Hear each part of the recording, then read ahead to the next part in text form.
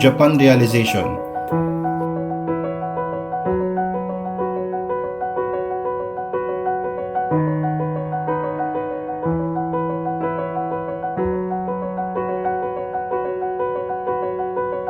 Salamat Japan. Ang dami kong realizations ay natutunan. Grabing bansa ang meron kayo. Sobrang ahead nyo na. Sana maranasan ng mga tao dito sa Pilipinas kung gaano nyo kamahal ang bansa nyo dahil sa disiplina na meron kayo. Lahat kayo may pagkukusa. Lahat kayo may malasakit sa isa't isa.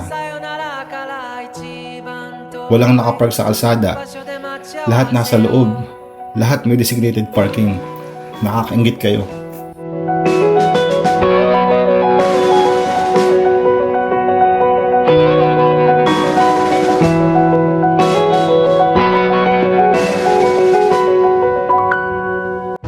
Hindi na sapat yung pagiging masayahin ng mga Pilipino.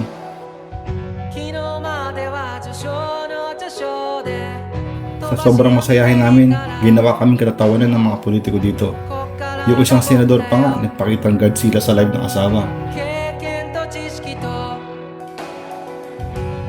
Ang dami nasasayang na budget. Imbes na sa public transport na lang, sana ay napupunta pa sa bulsa ng mga kontratista at kongresista. Hindi ako napagod mag-train sa inyo.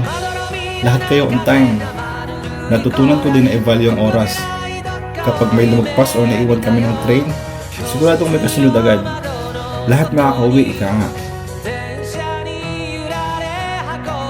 Never ko naisip na sana nag-drive na lang ako. Kami, yun na halos ang option. Kaya ayun, traffic palagi. Paano pa yung mga biyahe lang ang option? Yung pahinga na sana galing trabaho pero mas trabaho pang umuwi ng bahay.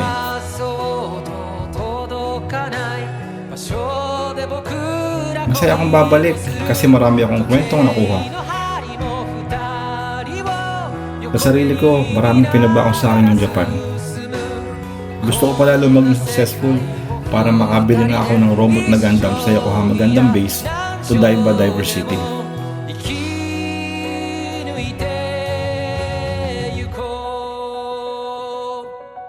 Basta sobrang nakakaingit kayo.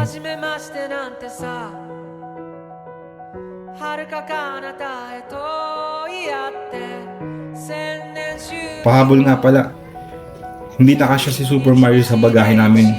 Kaya mula Osaka to Tokyo ay nakasabit siya at maging hanggang sa aeroplano pag uwi sa Pilipinas ay bitbit pa rin namin siya. Hanggang sa muli Japan, babalik kami.